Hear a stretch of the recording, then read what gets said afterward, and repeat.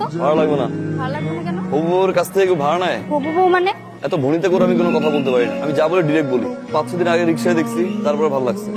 ভাবছি আজকে প্রপোজ করে দিব। ওই যে পিছে পিছে ঘুরো, ইমপ্রেস করো, প্রপোজ করো, রিলেশনশিপে যাও, বছরের পর বছর ওয়েট করো, এটা আমার দ্বারা সম্ভব না। আমি ডিরেক্ট বিয়ে করে ফেলবো। আচ্ছা তুমি বাসায় গিয়ে একটু ভাবো।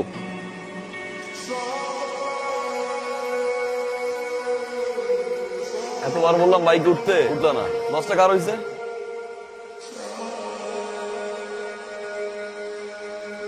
কে এটা? কোনটা? এই যে যে ছেলেটা তোর পিছনে পিছনে আসলো, বাসার নিচে কি কি জানি বললো, এই ছেলেটার কথা বলতেছে। এই ছেলেটা কে? ছেলেটাকে না আপু আমিও চিনি না, তবে আমার মনে হয় কি ওনার সন্ত্রাস। কি? আচ্ছা কি হয়েছে জানো? আমি কলেজে যাব, বাসার নিচে দেখি ছেলেটা বাইক নিয়ে দাঁড়ায় আছে। আমি তো ভাবলাম কোনো রাইডার হবে। কলেজের সামনে নামার পর আমি টাকা দিব, ছেলেটা টাকা নিবে না। তো আমি বললাম আপনি কেন টাকা নিবেন না? বলে হবু বউয়ের কাছ থেকে কেউ টাকা নেয়? আচ্ছা শোন, এই ছেলে যদি তোর সাথে আবার কথা বলতে আসে কিংবা এই যে পিছে পিছে ঘুরে, পাতা দিবি নাকি? তা দিব? তুমি কি পাগল? তুমি তোমার বিরক্ত লাগে। হ্যাঁ? কল কল কিসের কল? ছেলেটা এত বড় সাহস তোর! ফোন দিছে, ফোন দি। হ্যালো, এই কথা বলছ না কেন? মুখ দিয়ে কথা মারিতেছ না কেন এখন? আমি তোর বাপ। ফারদার যাতে আমার বোনের আশেপাশে তোর আমি না দেখি।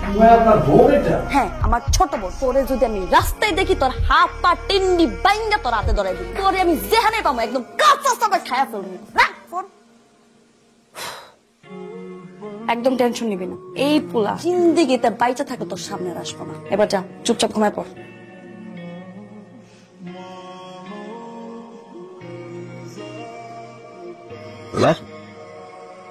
বাহ, সব বড় কোন দর্শন মারবে। কি বলছে? রাস্তাঘাটে দেখলে ঠ্যাং ভেঙে নিল। মাশাআল্লাহ, ছোট বোনটা কিউট, বড় বোনটাও ছোট বোনের চেয়ে কম না। ভালোবেসে গেছে।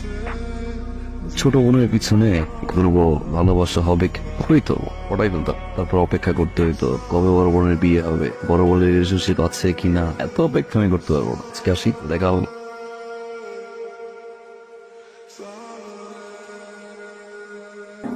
আপনি পারবেন? এই পর্যন্ত আমি 67টা মার্ডার করছি, আর এটা করলে 68টা। না না না না, মার্ডার করার প্রয়োজন নেই। আপনি শুধু লোকটা হাত পা ভেঙে ঘরে বসাই দিবেন, খালি হবে। পেমেন্ট আনছেন? জি জি জি, শিওর।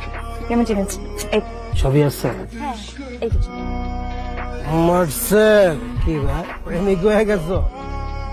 আবার মাইয়া মানুষের বাসাও যাও, তোর বাপ মার কি ভয় নাই? তোর যদি মায়ের এই জায়গায় পুইতে রাখে, তোর বাপ মার কি ছিল? আমারে তোর যদি বিন্দায় দে দিয়া টানতে টানতে টান চাই না কে?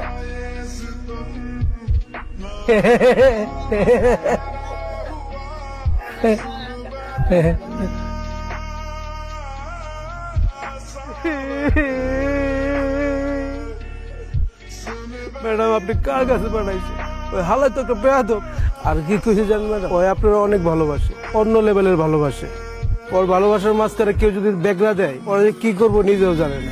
আপনি ওর কাছে যারে পাঠাবে, আমার তো চুল ছিল, আমার চুল কাটছে, যার চুল নাই আর কি কাটবে বলতে।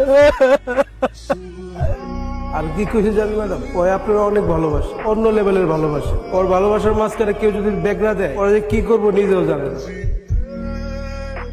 আম্মা, আমি তো করছি পড়াশোনাটা শুরু করে দিবো, ইউনিভার্সিটি ভর্তি হবো। আল্লাহ, তুমি এতদিন আমার মনের আশা পূর্ণ করছো। আর দেরি করিস না বাবা, তুই কাল সকালেই ভর্তি হয়ে যা। কাল সকালেই ভর্তি হয়েছে। ওকে পড়াশোনা করার জন্য ইউনিভার্সিটি ভর্তি হচ্ছে? ওর অন্য কোনো মতলব আছে? আমার ছেলে সৎ উদ্দেশ্য নিয়ে ইউনিভার্সিটিতে ভর্তি হতে চাইতেছে, আর তুমি এর মধ্যে একটা নেগেটিভ কথা দিয়ে দিলা। মাশাআল্লাহ মা, তুমি তোমার পড়ার চিনো না? আমি আমার পোলারে চিনি। আমার পূর্ণ বিশ্বাস আমার পোলা পড়াশোনা শেষ করার জন্য ইউনিভার্সিটিতে ভর্তি হইতেছে, ওর অন্য কোনো মতলব নাই। আমার আব্বা ঠিক বলছে, উদ্দেশ্য আছে।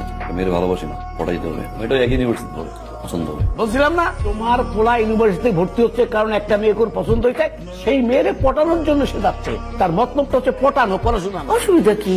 পটানো হইলো, সাথে সাথে পড়াশোনাটাও শেষ হবে।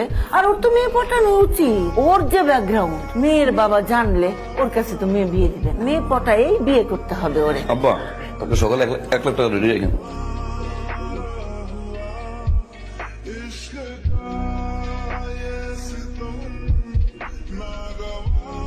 বসো। এই মেয়ে, জি স্যার। আচ্ছা বলো, what is translator? What is translator? Translators. তুতলাও কেন? শুদ্ধ করে বলো। সরি স্যার, ভুলে গেছি স্যার। সরি কেন? আর পারবাই বা কিভাবে? কেন পারবা? যেই পরিমাণ মেকআপ করো, মেকআপের পিছনে তো সময় বেশি ভাই। লেখাপড়ার সময় দিয়ে সময় তো দিতে পারো। শুনো, শুধু মেকআপ করলে হবে না, লেখাপড়ায় মনোযোগ দিতে হবে। আরে এটা কি এফডিসি? তুমি কি সিনেমার নায়িকা হইতে আসছো? আর আমি কি সিনেমার পরিচালক যে আমার সামনে মেকআপ করে সেজে গুজে আসছো তোমার আমি নায়িকা বানাই দিব? আর ফেসবুক চালাও, টিকটক স্টার হয়ে যাবা। Sit down. একটা কোশ্চেন করতে পারি? যা বলা দাঁড়াই বলো। আমার একটা কোশ্চেন ছিল, মেট্রো রেলের বগি কয়টা? মেট্রো রেলের বগি কয়টা? একটু বলবেন প্লিজ স্যার, মেট্রো রেলের বগি কয়টা? সরি, এই মুহূর্তে মনে পড়ছে না, তোমাকে আমি নেক্সট ক্লাসে জানাই। সরি কেন? আপনি সারাদিন স্যার টাই নিয়ে ব্যস্ত থাকেন। আপনার টাই, আপনার কমপ্লিট স্যুট, জুতার পলিশ ঠিক আছে কিনা, ক্লাস 5 মিনিট হতে পারে না স্যার, আপনি কি ওয়াশরুমে দৌড় দেন, চুলটা ঠিক করে আসেন। আপনি কি হয়ে জানবেন? এটা তো এফডিসি না স্যার, আমরা তো কেউ পরিচালক না। পরিচালক স্যার, বাসায় আপনার ওয়াইফ আপনাকে খুব বকাঝকা করে স্যার, সেই রাগটা এসে আপনি ক্লাসে ঝাড়েন। আপনার একটা কমপ্লেন আছে স্যার, আপনার ওয়াইফ অনেক টিকটক করে, তাই না স্যার? এই জন্য আপনি টিকটক দেখতে পারেন না, যার কারণে স্টুডেন্টদের সবসময় টিকটক নিয়ে কথাবার্তা বলে। ফার্দার যখন কোন স্টুডেন্ট আপনাকে কোনো কোশ্চেন করবে, উত্তরটা কাইন্ডলি ঠিকঠাক মতো দিবেন স্যার, তা না হলে ক্লাস থেকে আমি নিজেই বের হয়ে যাচ্ছি। আপনি স্যারের সাথে এভাবে কেন কথা বলবেন? মানে বউয়ের সাথে ঝগড়া করে যদি কেউ রাগটা ক্লাসে ঝাড়ে, তা তো ঠিক না। মানে এই যে এরকম একটা সুন্দর মেয়েকে যদি কেউ বলে মেকআপ দিতে আসো, গায়ে লাগবে না? স্বাভাবিক। তাই বলে আপনি পুরো ক্লাসের সামনে স্যারকে এভাবে অপমান করে কথা বলবেন? তোমার নিয়ে যদি কেউ বাজে কথা বলে, স্যার তো দূরের কথা, এলাকার কমিশনার ছাড়বা। তুই মনে হয় ইউনিভার্সিটি বাসে যাবা, যাও, আজকে স্টুডেন্ট বেশি। ড্রপ দিতে যাচ্ছেন তাই তো? তুমি এইরকম একটা ড্রেস আপ করে আমাদের সাথে দেখা করতে এসেছো? কেন আঙ্কেল, খারাপ কি? শার্ট প্যান্ট ইন করে আসলে কিছু ভদ্রলোক, আসলে পোশাক দিয়ে মানুষ জাজ করা ঠিক না। ঠিক আছে, তুমি কি করো? সমাজ সেবা বলতে পারেন, সমাজ সেবা মানে মানুষের কেউ বিপদে পড়লে হেল্প করি। তার মানে বেকার? জি বলতে পারেন বেকার। পড়াশোনা কত দূর করছো? গ্রাজুয়েশন কমপ্লিট করিনি, মানে পড়াশোনা না আমাদের টানে না। তোমার বাবা কি করেন? বাবা একজন সরকারি কর্মকর্তা। তুমি একটু ভিতরে যাও, আমি ওর সাথে কথা বলি। আচ্ছা ঠিক আছে। তুমি কিভাবে ভাবলে তোমার মতন একটা ছেলের সাথে আমি আমার মেয়ে ট্রিনার বিয়ে দেব? তুমি কিছুই করো না, বেকার। গ্রাজুয়েশনটা পর্যন্ত করো। তোমার বাবা একজন সাধারণ কর্মী, তোমার সাথে আমি আমার মেয়ের বিয়ে। আমার যেই বাড়িটা দেখছো, এরকম আরো 3টা বাড়ি আছে আমার ঢাকা শহর। আমার অ্যাকাউন্টে যে টাকা আছে সেটাতে তুমি কখনো চোখে দেখা তো দূরের, কল্পনাও করতে পারো। একটা রিলেশন হয় স্ট্যাটাসে। আমার যে লেভেল আর তোমার লেভেল দুটা কখনোই এক না। এরকম দুটা লেভেলে কখনো বিয়ে হয়। আমার লেভেল হচ্ছে 5 তলা আর তোমার গাছতলা। আশা করি এর চেয়ে বেশি কিছু আর তোমাকে আমার বলতে হবে। ঠিকই বলতে আঙ্কেল, স্ট্যাটাস, লেভেল, 5 তলা, গাছতলা। তবে আঙ্কেল, আপনার লেভেলই এবার হয় আমি আসবো, তাহলে আপনাকে আমি নিয়ে আসবো। 5 তলা আর গাছতলা সমান করে দিব আঙ্কেল আমি। আমি ইনকাম ট্যাক্স অফিস থেকে এসেছি। আপনার বিরুদ্ধে অনেকগুলো অভিযোগ জমা হয়েছে। তোমরা ভিতরে যাও, আমি ওনাদের সাথে কথা বলবো। আপনার বিরুদ্ধে আমাদের কর বিভাগে অভিযোগ অনেক গুরুতর। আপনার আয়ের সাথে ব্যয়ের কোনো রকম মিল নেই। ফাইল দাও। আমরা কি কোন একটা সেটেলমেন্টে আসতে পারি না? সবাই তো আমরা নিজেদের লোক। সে সুযোগ নাই ইমাম সাহেব। আপনি আপনার ইনকাম ট্যাক্সে এই বছরে আপনার এই যে উত্তরার বাড়ি 10 কাঠা, এটা আপনার উল্লেখই নাই। লেভেল করছিলেন না? আজকেও দেখি আপনার লেভেল ট্রাকে। অহংকার পতনের মূল। আপনার 5 তলা নিচতলার উদাহরণ দিয়েছিলেন না কেউ? কি বলছিলাম, আমি 5 তলায় যাবো, নাহলে গাছতলায় নাম। একটা গিফট নিয়ে আসছিলাম। পিন্টু ধরেন চাচা, ধরেন। আসি আঙ্কেল, লেভেলে চলে আসলাম। আমি তো ছেলেটারে খারাপ কিছু বলিনি, খালি বলছি তুমি এখন কিছু করো না, তুমি প্রতিষ্ঠিত হয়ে তারপর আসো। এটা আমার অপরাধ হয়েছে? এই কথার প্রেক্ষিতে আমার উপর প্রতিশোধ নিচ্ছে। সত্যি কথা বলতে, সে আমার মেয়েরে কখন ভালোই বাঁচে। যদি ভালোবাসতো তাহলে এই অন্যায়টা সে করতে পারত। সে ভালোবাসছে আমার টাকা পয়সা। আমার টাকা পয়সা নিয়ে কোনো আফসোস নেই। আমার শুধু আফসোস একটাই, আমার সম্মান। আমি এখন রাস্তায় বাইরে দিতে পারি, লোকজন আমার দিকে আঙ্গুল তুলে, আবার মনে হয় মরে যায়। এরপরও যদি তুই ওই ছেলের সাথে কোনো সম্পর্ক রাখিস, তাহলে আর আমাদের বলার কিছু নেই। আমরা চাই তোকে আমাদের মতো একটা পছন্দের ছেলের সাথে বিয়ে দিই। লোকজন আমার দিকে আঙ্গুল তুলে, মনে হয় মরে যায়। কি আবার বললাম পিক করে নিয়ে আসি। কি হয়েছে? ফেসবুকে অফলাইন, হোয়াটসঅ্যাপে অফলাইন, ফোন ধর। Don't touch. কার সাথে কথা বলবা? একটা বেয়াদবের সাথে, একটা অসভ্যর সাথে? যেই মানুষটা তার ভালোবাসার মানুষের বাবাকে রাস্তায় নামায় দেয়, তার সাথে আমি কথা বলবো করছিল না, বলছো এটা আমার বাবার দোষ ছিল? আরে তোমার মতো ছেলেকে হ্যাঁ বলার মতো কি যোগ্যতা আছে তোমার মধ্যে? আমার বাবা কেন, পৃথিবীর কোনো বাবা তোমাকে মাইনে নিবে না, হ্যাঁ বলবে না। কিন্তু একটা আমি নিজেও তোমাকে কোনোদিন হ্যাঁ বলতাম, যেভাবে ভালোবেসে ফেলতাম আমি নিজেও জানি।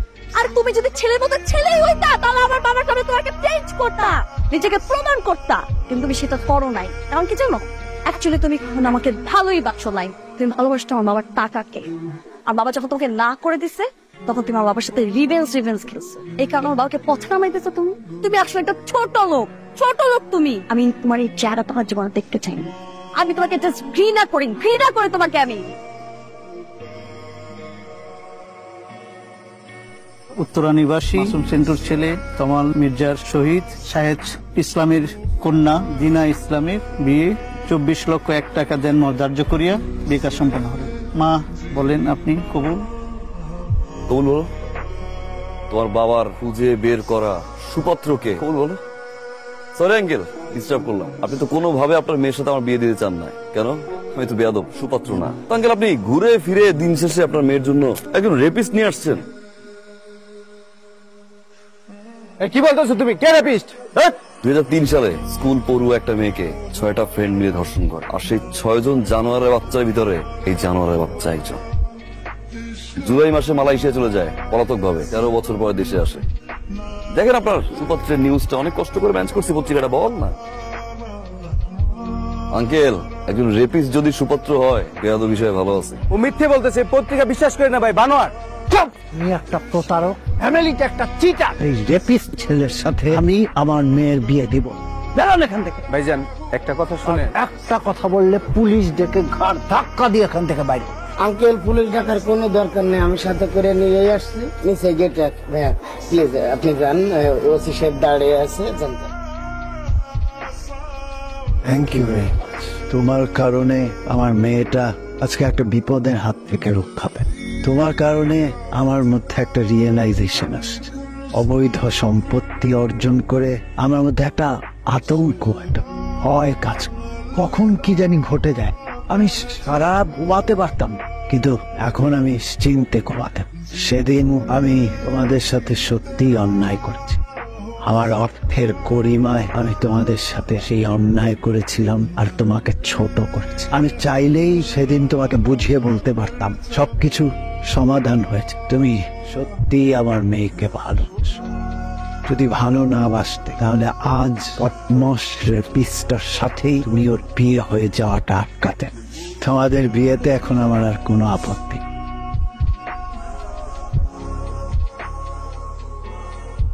সরি।